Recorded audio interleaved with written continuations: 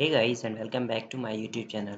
So in this video we are going to see how to check your YouTube recap 2025. So for this you need to open your laptop or your mobile, and you have to open the YouTube app. So as for me, I'm going to check on the laptop. So on the laptop, after you open your YouTube app, then you have to just press Control U. Okay, and then you will be directed to a new website. uh, you will be directed at this website.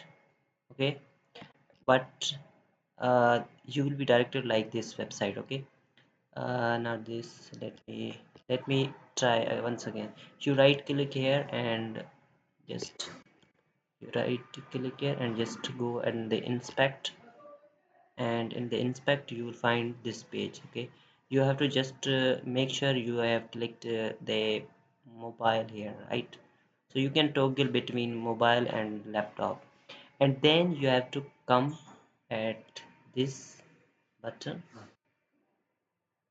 Wait, you have to come at this button. Wait.